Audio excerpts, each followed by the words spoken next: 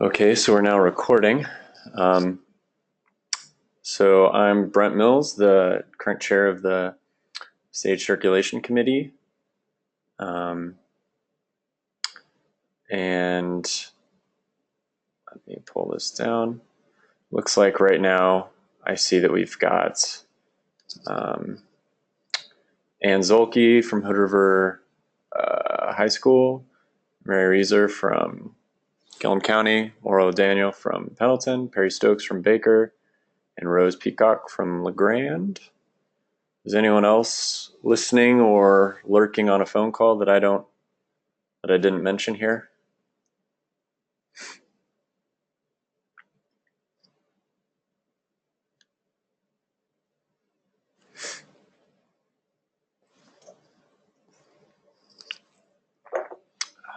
Okay, it seems like it's about it.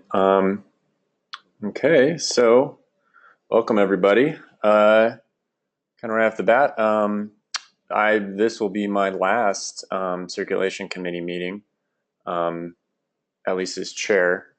My last day will be on the 24th, as it kind of says in the says in the updates there. So I kind of had proposed earlier in the welcome, kind of as I usually have, time for the next meeting, um, which is tentatively a month from today. So it would be the 15th of March. But I think it's probably more tentative than usual since I will not be here for that meeting. So I think kind of the first update we have is, and I remember sometimes it can be a little bit complicated, and I don't want to have to. Sometimes I feel like maybe people are coerced into electing themselves or someone else as the new chair of something. But if there is anyone, at least in attendance now, that is interested in chairing the circulation committee, I'd love to hear it from you either here or, off meeting, through an email to, you can just email me at brent@hoodriverlibrary.org. I'll be talking with Beth kind of about another step for this. I kind of have a feeling that for the next person that takes the role, that they should at least chair some committee. Circulation committee is kind of a good fit, I feel, for a systems person because it gets them involved in the kind of the more businessy transaction side of libraries that they may not see otherwise. So I think the CIRC committee is a good idea for the next hire. So that's kind of what I'll be pushing for, but it wouldn't hurt to have an interim person in mind, since I believe the 13th is the last day, or the day that the applications close. So is anyone interested in attendance of electing themselves or someone that they know that might be interested as being the chair of the circulation committee?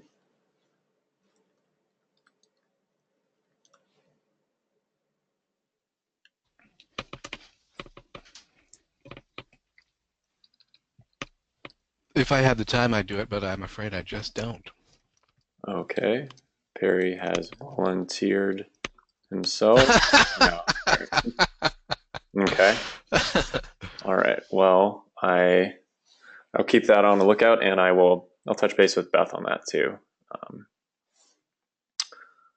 Okay. So at least kind of for right now, this is, just be aware that that's super tentative.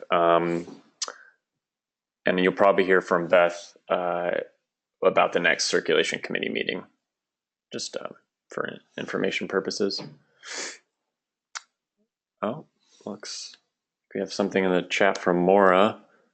So Maura has offered to assist with the new chairperson. Kind of, do you mean Maura like kind of getting getting up to speed and kind of acting as I guess, as a mentor role, something like that.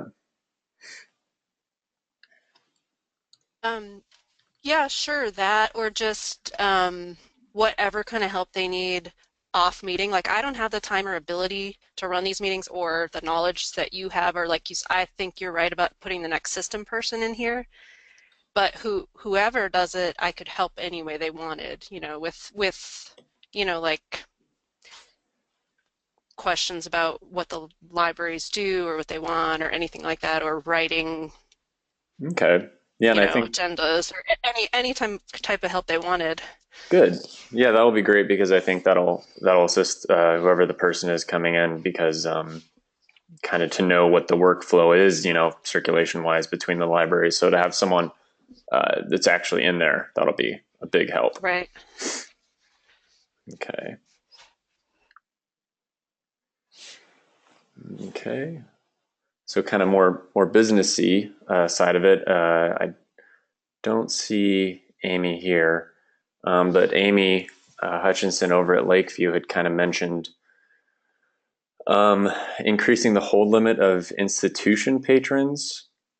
So these are patrons that have the permission profile set of institution. So, there's full privileges, Circ Basic, Circ, all that. Institution is the one that many libraries use for, if there's like a group home or something like that, or a senior center that's doing checkouts. And so she, in her situation, had noticed that um, there's larger circulation policies for this group, but there aren't no special hold policies. So it just defaults to the general stage of 9.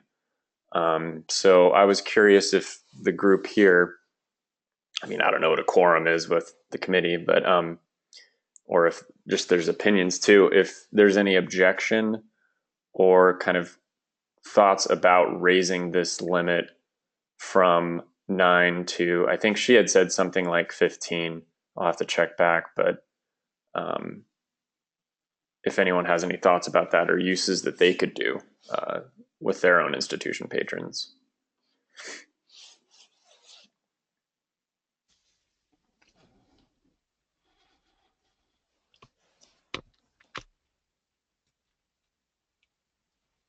The so from 9 to I'm 15, I think maybe just doubling it. I think when we had our institution card set up, the checkout limit was 35, mhm. and so we set double standards on all of those ratios, double holds, double checkout limit. Okay, that makes sense. And these patrons can also, I thought, yeah, like you were saying, these patrons can check out more than 9 books. So it kind of makes sense that they could be able to hold, more than 9 books as well. Um, so It's easy to remember when it's yeah, something like that.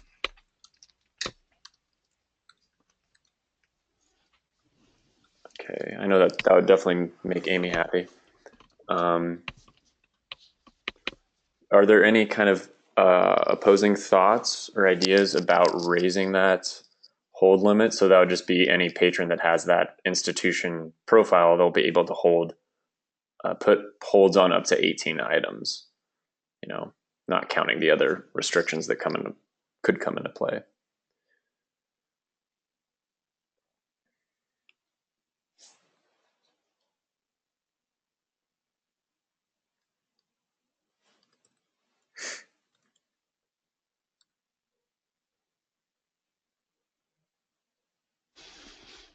I'll Okay. second Ann's motion to raise to 18.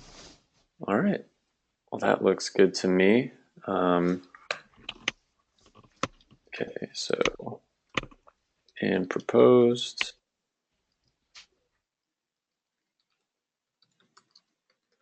Perry seconded.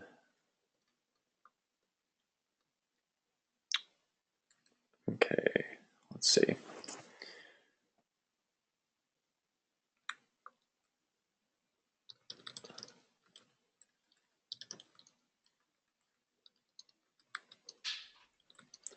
Do you think that would be something? This is more, Oh, sorry. Go for it, Maura. I was just going to say we get around that by issuing more than one card to an agency. So they might have 4 different employees that come in and they each have their own card. So that Oh, one agency then has, you know, okay. Yeah, that's definitely an option True. too. Yeah. Would you be opposed to this 18, or is that just kind of it doesn't No, it wouldn't no, matter for you, I guess. doesn't matter. Yeah, just informational. Okay. Okay. All right. Yeah, I think with at least the case for Amy over in Lakeview, I think it was just one person was the kind of primary contact that would come to the library um, in that instance. Did Amy have a suggested target or no? I was thinking 15 is what I remember her saying, Okay. but 18 would not upset her. I'm pretty sure. Okay. All right, so that looks like after this meeting, I'll just set up a policy for all institution patrons Sage-wide to have an allowed limit of 18 as opposed to 9. So that'll happen later today, and I'll mention it when I release the video and kind of minutes, chat log, all those goodies today. Okay. All right, and this isn't strictly circulation, but I wanted to just mention it really quickly so people could see it. While in kind of preparation for leaving, I'm making sure that all our stuff is as up to date as it can be, so no one has to do that when they come in.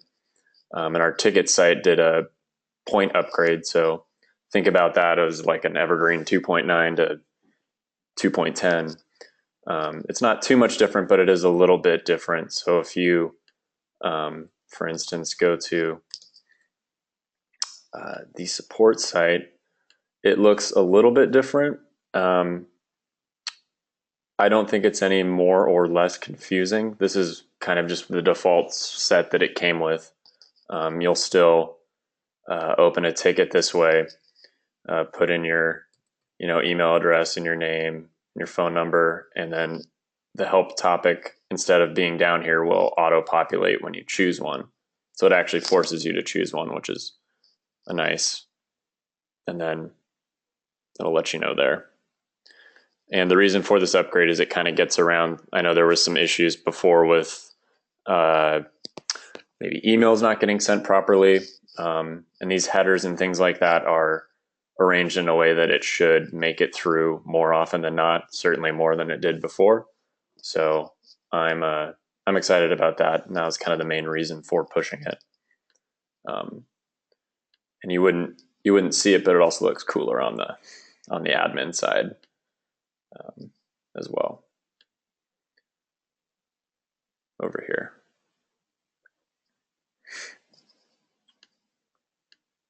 Okay, so just to not be freaked out, everything's still the same there. It just looks a little bit different. Okay, and so with the release of, moving on to kind of this next point here, with the release of 2.11, and it actually came in 2.10, there is a ability for patrons to receive a welcome email when they register their account with a library. And what this would do is it's based on the create date kind of field. So every night there's a script that runs that will look at accounts that were created that day and then send out an email to those patrons saying, welcome to our library. Here's some quick info about working with Sage, getting into your account, things like that. and it's currently disabled at the Sage level by default, but it is getting put into place for the Umatilla County Special Library District for their libraries. And I was able to kind of, I don't want to say hack in, but add in the ability to put in logos as well. So you can kind of see this is me when I was testing it out. So obviously Harney County is not a member, but I just needed to generate some output to see what it looked like. And this is what the patron would see if this was enabled for your library. So their name is right here, but I erased it because it's a real person's name. It would tell you kind of like, thank you for signing up at, and this is a variable, so it would change to whatever library name you have. Same, anytime you see Harney County Library, that's just a variable. It will change for whatever library yours is, and the address and things like that. And it just basically lets them know that they have registered, the date they registered. It's a quick kind of email check, which is nice to make sure that things, you can always maybe the next time the patron comes in say, hey, did you see that welcome email? And if they say, oh, no, I never got anything, and you can maybe do a quick confirmation on their account to make sure that that email address is correct, which is nice. So this was kind of just modified for UCSLD, but this can be changed as well for other libraries. Just letting them know where to access their accounts, what they can do. There is an additional part I wanted to add here. So you can kind of see the verbiage here is from that site, you can search the catalog, request materials, renew materials, comments. And then from here, I wanted to put a period in and add in to leave suggestions for titles you would like your library to purchase. Please go to, and then it would be a link to the, let me log out so see what the patrons see. Instead of just putting them to their accounts, I would direct them to the purchase request page with saying, if you see your library in here, here is a link to make a purchase request. If you do not see it, click on the generic Sage form, and that will be forwarded to your home library. So that was kind of my thought. It's a good idea on that. Yeah, with the, I hope it survives, but I think it's making it into the next release, so it should.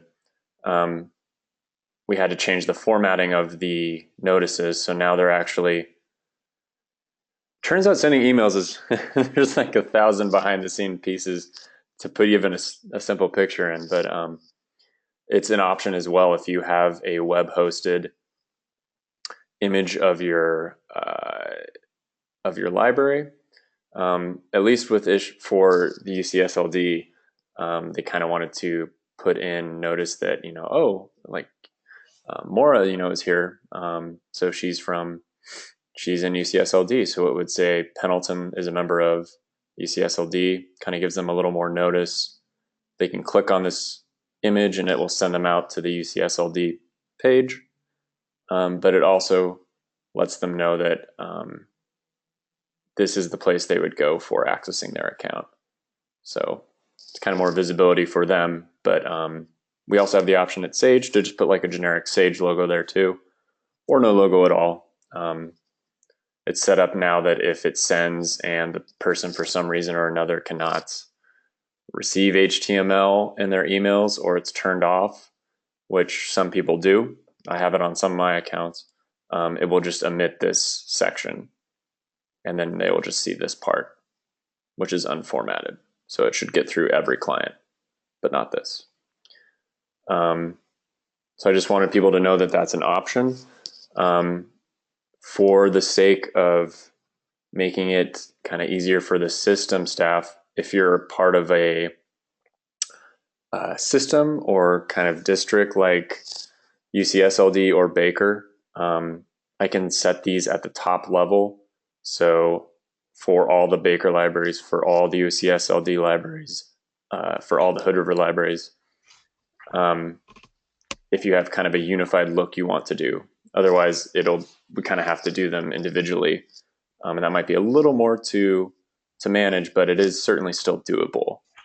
But I just kind of wanted to get this out here and also have it on the video so people could see that this is an option.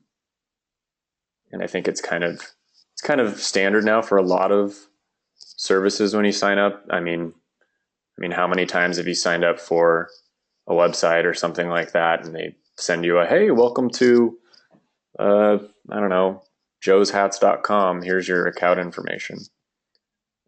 So this is kind of a good keeping with that setup. Yeah, and so feel free to talk to me off list on this, or let Beth know as well. I'm leaving detailed instructions on how to set these up. Brent, keeping in mind that I don't want the message to get too long, but I think it would be helpful to include a couple of sentences or three. Yeah, of course. That that the library's catalog is a consortium of libraries of Eastern Oregon, and that items can be borrowed and returned to any of That's the very good. participant libraries.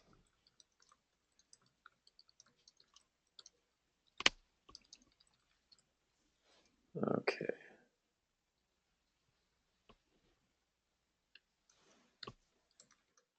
Okay. So, yeah. Okay. So yeah, I was kind of thinking maybe have that after the link to the catalog, just so they are aware of that. This was special for Umatilla, but I was thinking for other libraries, if they didn't have a specific item or picture they wanted, we could just link that to the Sage logo that you see here, for instance. I think everybody is a member of Library to Go as well. Here we go with the letter growing. A mention of that would be nice. Oh, that's good. Except for the academic members. If this is going to the academic members, they would have to have a public library card to access Library to Go. That's true. Yeah, and I think there are, wish Heidi was here, she would know, or maybe some other people here do as well. I know there are a couple other Sage libraries that do not subscribe to Library to Go. Yeah. Okay. That's good.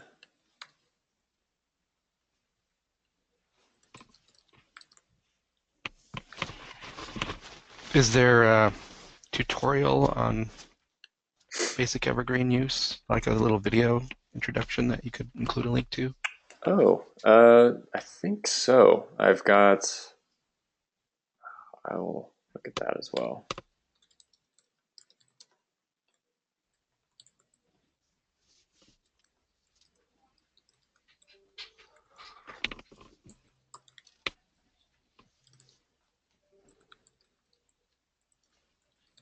Something like that.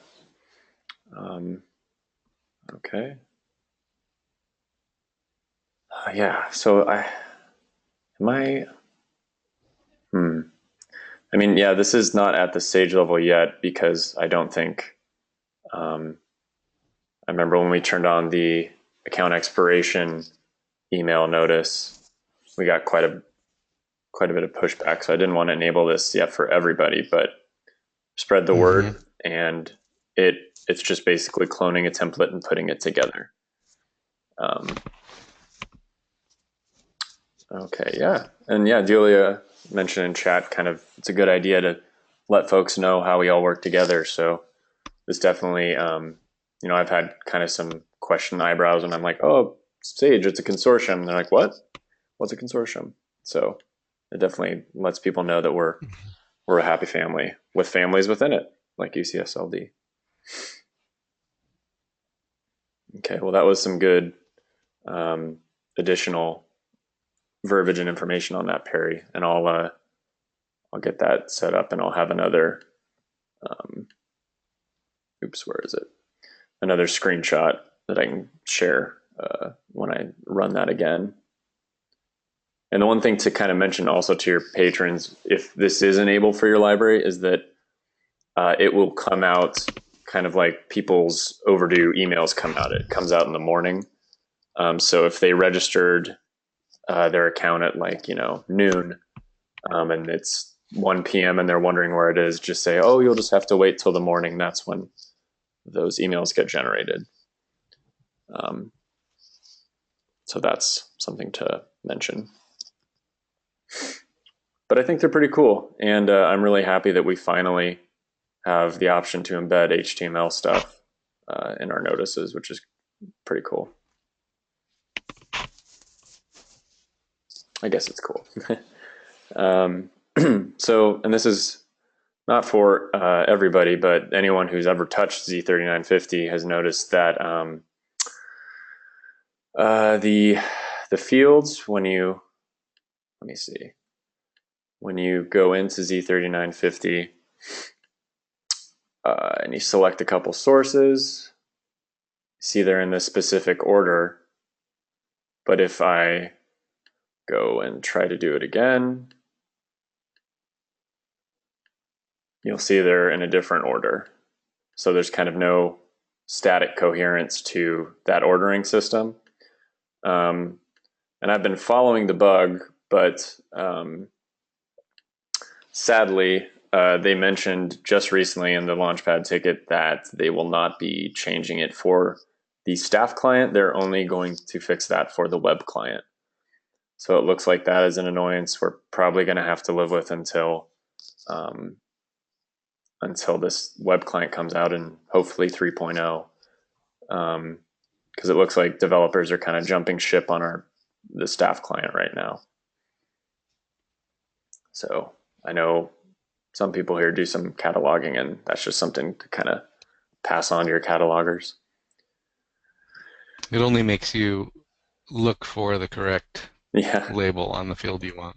Yeah, it's I know, and with the option for ISSN, sometimes I get a little confused looking at that. But yes, shakes fist digitally, but that's, I guess, how it is right now. What else? I did that. Okay. Yes, and Ann, I'll also pass that on to the cataloging committee at the next, when that next meeting is. And so with the upgrade, for those people that are using the self-check, the web self-check, there were some changes that were maybe not 100% great for everybody, but I made some modifications to hopefully make that better, and I wanted to show you visually what that looked like. So if you go to, push that away so I can see it. If you go to the self-check, it kind of, we're familiar, Sage. But if I log in, you'll see that there's this new section here with receipts. And before, there were no, I put in these kind of little highlighty background sections because, and this is kind of my opinion as well, maybe I'm wrong, but if you're on a touch screen, trying to tap these radio buttons can sometimes be an exercise in futility or just rage-inducingness. So I wanted patrons to be able to know that they just have to hit the text or any section in this, that it's basically a button.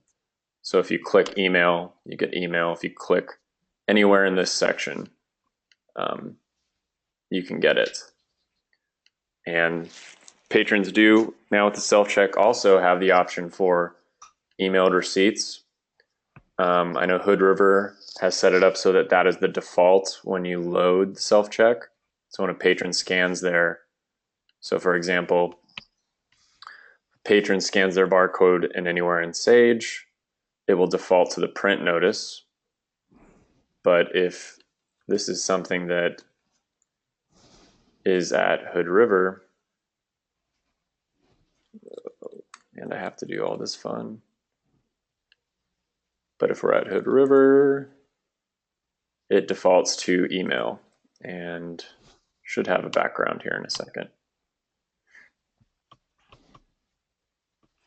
Or maybe not.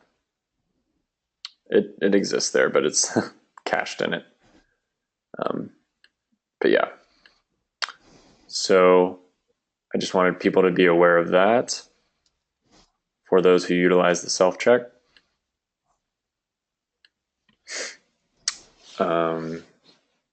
Okay. All right, so these are just kind of holdovers from the last few meetings, but I think the upgrade, the hiccups have been more or less worked out as far as what I've been hearing on tickets and emails. There are a few kind of, things related to, I know if you're in the catalog right now and you try to print a result set or an item set using, come on cats, using this print button, it will, here we go. Notice the first page has nothing, and then it all kicks into the second page. That is a little bug that's kind of annoying, but it only affects the staff client because there's not a lot of attention apparently being paid to it right now. But if you were to, excuse me, if you were to go to the catalog and try to print something out,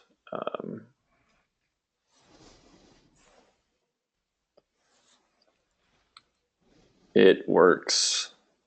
Crosses his fingers as he says it works.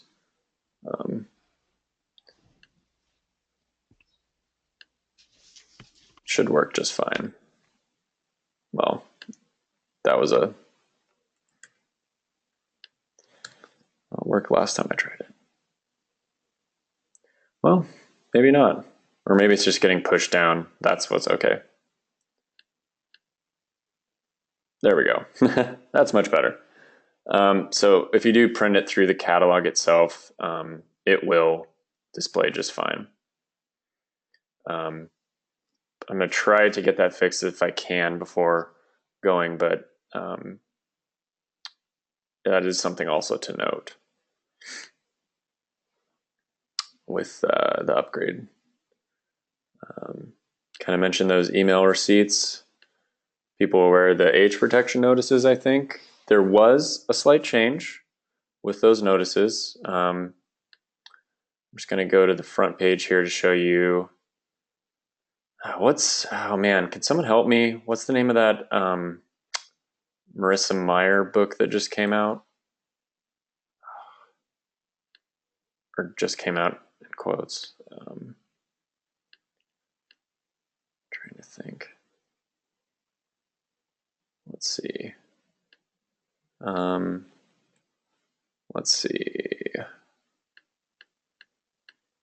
We'll just go to, I think Girl on the Train will be a good idea. Yeah, oh, there you go.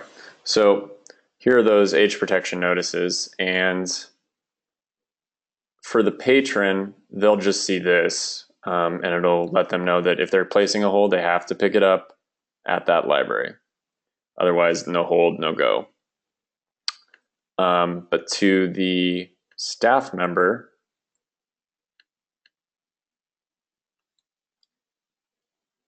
when they see it, it has the when it expires date, and I know there are some libraries that have their age protection set to when that item goes active. And so now, if your library is one that has age protection on the active date, that shows you the correct time that will expire. Before, it was just going on the create date. So these are the correct times. You can kind of notice, you can see here, for example, Pilot Rock, it was created on the 26th, but it was probably made active, 4 days later. And they've got the 3-month protection on that, which you can kind of just glean by looking at the expire date. So that was a change there.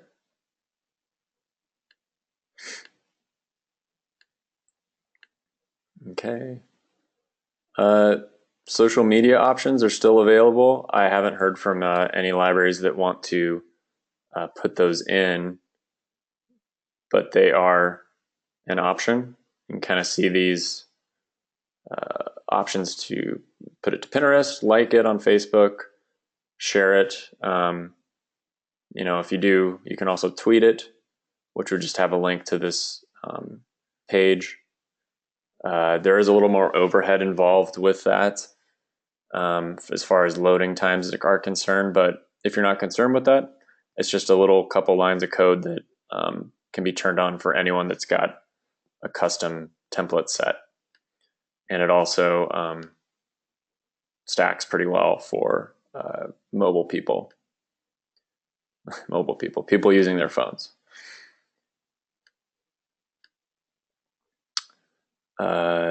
There's video filters now in the advanced checkbox for video cassette and DVD and other.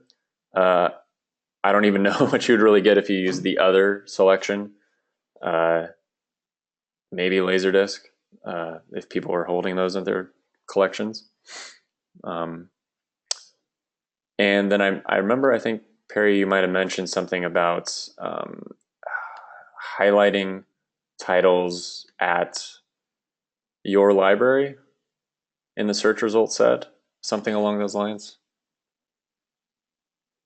I think. Yes, I had a patron come in saying that they were searching all of Sage on our scoped page, but yet they were not really seeing Baker-owned titles up at the top. So Okay. it seems like they were just lazily not scrolling down to find those. But yeah, there are two things I can kind of point to for that if you want to help the patron if that kind of question comes out again. One thing to do, where if they want to see, if they're a Baker patron and they want to see Baker stuff at the top, they can go to their account and account preferences. Where is it? Search and history preferences.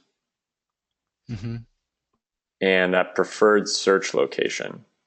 If they set that to the district, or if they just want to see perhaps the Haynes stuff over the others, I'd recommend doing the district level. But if they set that and then save that, so this is for my account now. If I do a search for cats, as I've done before, it should come up here. So you can see Baker's stuff at the top where it exists. Even though you're searching all of Sage, Baker's stuff will be up at the top in that case. Yes, and it'll tell you as well here at the top that you'll be aware that the preferred library is Baker. Another way to do that too, if they don't want to do the dance of setting their account, would be to do the scope search all the way out in Sage. So they could do that again. And, sorry, not Sage. That's going to keep going. Have that set to Baker, which is handy for you because it's just the first one down. Right. So we'll have that set to Baker. And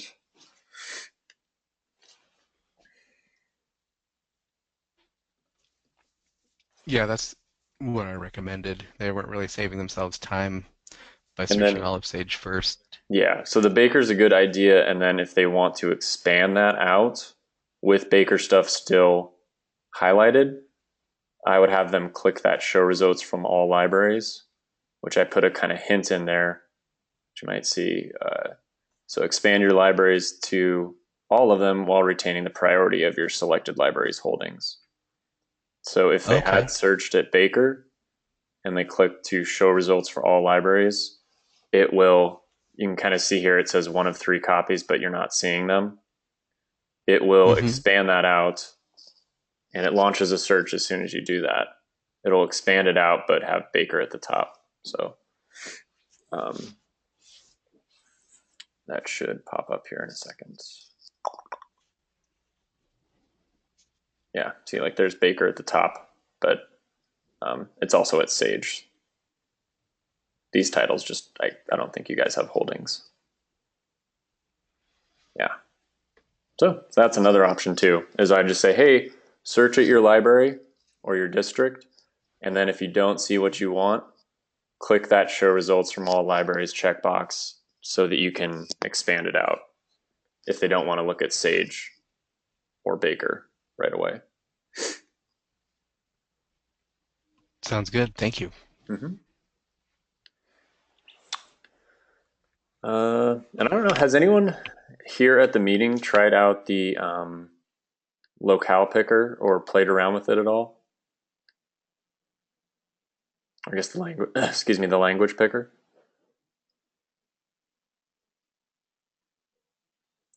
I've been a little, I've I've had it tested out at Hood River, but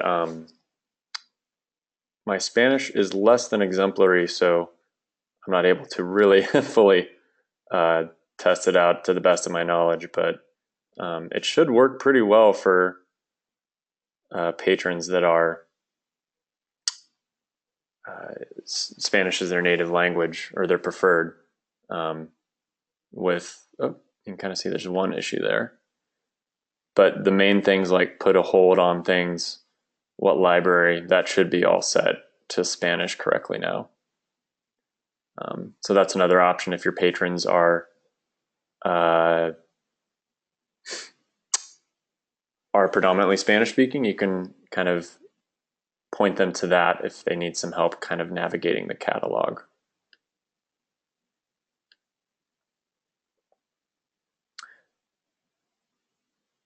Okay. Okay. All right. So there's some other kind of outstanding stuff here. The transit policy, breaking it out. I was going to talk with Perry about that, but that's languished a bit. That's my fault. But there is a link there to the Google Doc it should be editable by anyone who wants. Kind of making that its own policy. If someone would kind of like to maybe assist Perry with that or help me kind of in the coming week or so, that would really be great as well. I'd like to do at least some work on doing this before going. And I'll put that in the notes as well.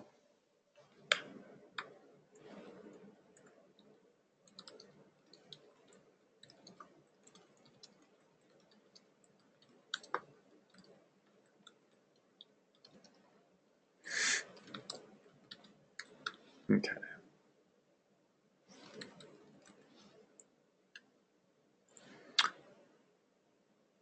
All right. And just kind of older stuff we mentioned. Are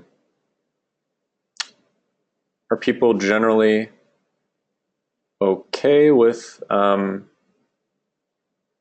know. Oh, I was working with Maura actually about kind of this duplicate policy. I have to go through my email, but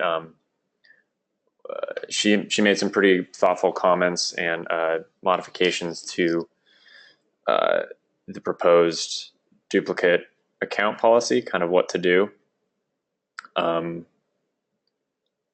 And I will share that in the minutes after this as well. Make sure to put that in there.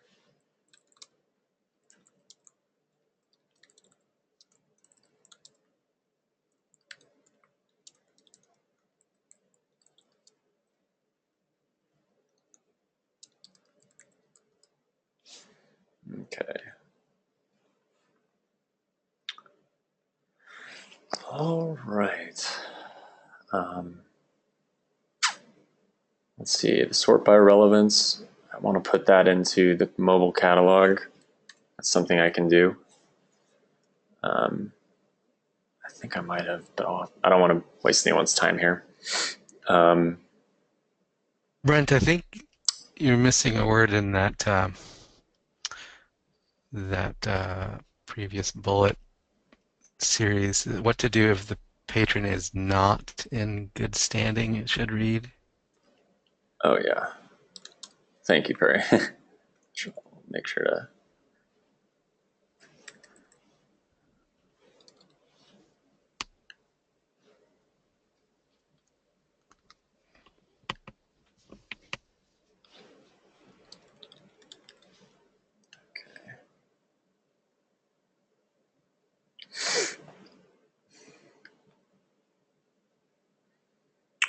Okay.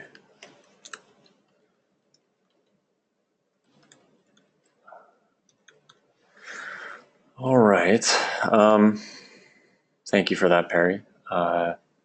Does anyone have any kind of anything that I've glazed over or blasted through that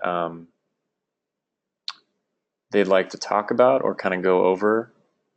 We've got a little over 10 minutes, so if there's something I haven't covered or you'd like to mention, feel free to pipe up and I'll mark you down here.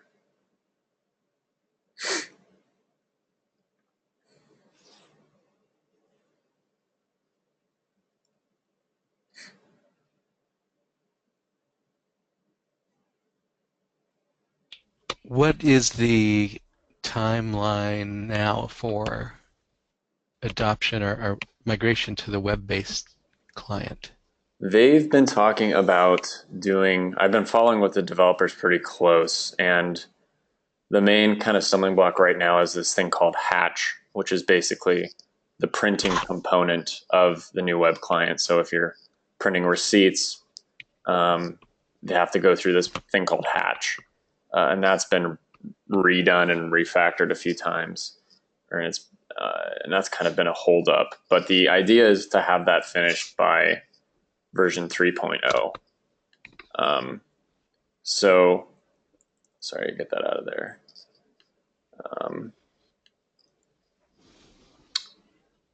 Okay, so yeah, the idea is to have that available for 3.0, which is coming hopefully soon. They just released a new maintenance release. But the hope, I think the timeline is by sometime fall, maybe winter of 2018. I'd like to see it sooner than later, but if you've checked out the web client right now, it is kind of buggy, and I definitely wouldn't recommend it for people that want to use it exclusively for checkouts or especially cataloging. Checkout would be maybe okay, but definitely not cataloging. The interface is a bit kind of rough around the edges right now. But yeah, to your question, that is where that's where all the development focus is right now. They've kind of been neglecting the staff client.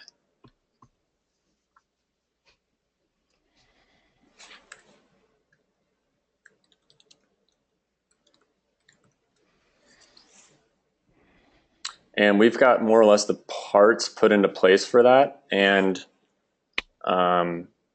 it should be a pretty easy-ish upgrade when it does happen, mainly because no one's going to be downloading anything, which is going to be helpful. and it'll look similar to what the patrons see, which is good. So as far as the load demand on Sage servers, is it going to be, you said nobody's going to be downloading anything, so is it going to be less of a demand on our server structure? I want to say yes, and my only hold up on that is that it's based on this framework that Google put out called Angular, which is JavaScript. So it's going to be kind of more or less based on JavaScript, and that can be it can be a little load intensive depending on your connection. But I think they've set it up with that knowledge in hand, because a lot of evergreen libraries do not have, maybe, they're not all on 1 gigabyte connections.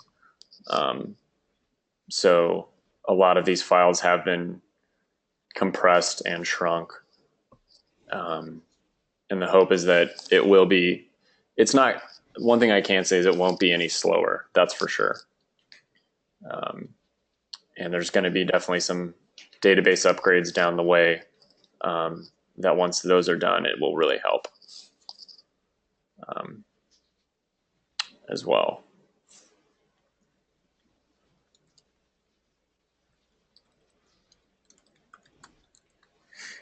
I thought JavaScript was in bad repute and ill repute. It's the de facto language of the web now. It's we've got React, Okay. Angular, Ember is another popular. It's all these different frameworks, and Angular is kind of Google's grown solution, and so it's definitely got a lot of staying power. And all the technology that is our staff client is built on what's known as Xul Runner, XUL Runner, which is deprecated at this point. And we're using an ancient version in web terms. It's, but it's pretty snappier. It's pretty cool. It definitely will look better for patrons. I'm just hoping that the kind of switch over with the look of it compared to the staff client won't be too much of a kind of shock right away.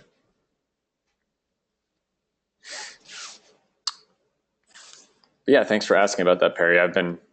It's definitely, I think, the question on everyone's mind, and Beth will be able to tell you more, because there are overwhelmingly a lot of events at the conference this year, the Evergreen Conference, that focus on solely the web client.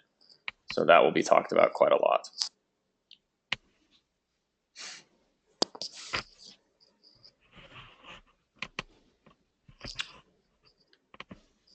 Does anyone else have any ideas or kind of thoughts that they're curious about? Circulation related?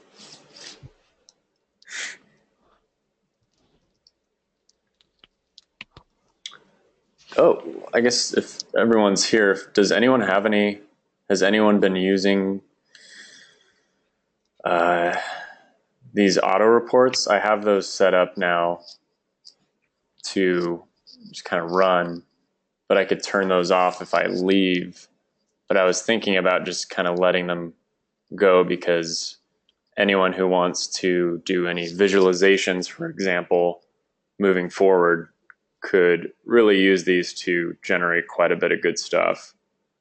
So at least my feeling right now is to just let these keep going.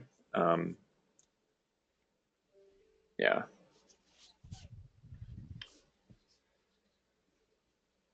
And now also, if you want to visit any of these sites, I've shortened the URLs.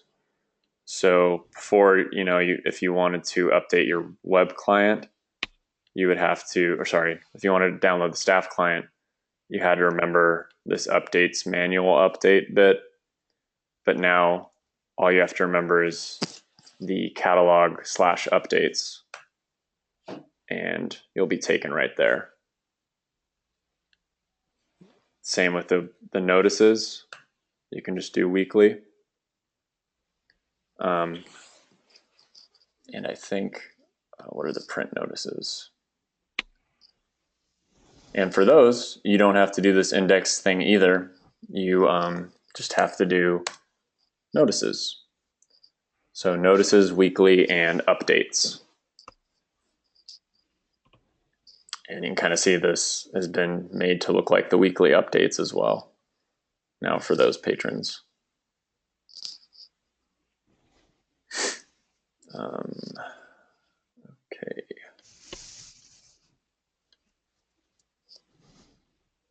I think that's all I can think about right now. I guess unless anyone has anything else to add, it's been great working with you, and I've loved my time at Sage as well as being the circulation committee chair. And I'm still going to be on the LSTA council for the next 3 years, so I won't be totally gone. And I'll definitely be advocating for the Sage role for the Courier. So that's definitely one of my focuses while I'm there. Is making sure that we get the funding for that. So you just started that? Yeah, I started that. It's been kind of a process, but our first meeting's been in the last month or so. Mm-hmm. And are you representing rural libraries or I'm representing public libraries? It's just they said information technology, so okay. So I guess that worked out pretty well. I wrote Anne Reed and made sure that it was okay. She said it was fine. So I'm not fully gone, but yeah. And I've set up kind of a template for this person coming in if they want to run the CERT committee, kind of, at least in my style of doing the minutes and then attendee list and notes and things like that.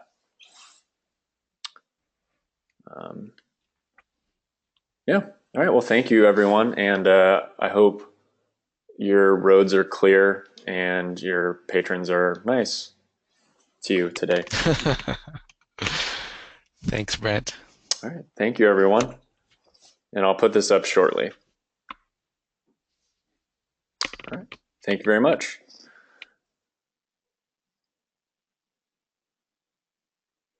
Okay.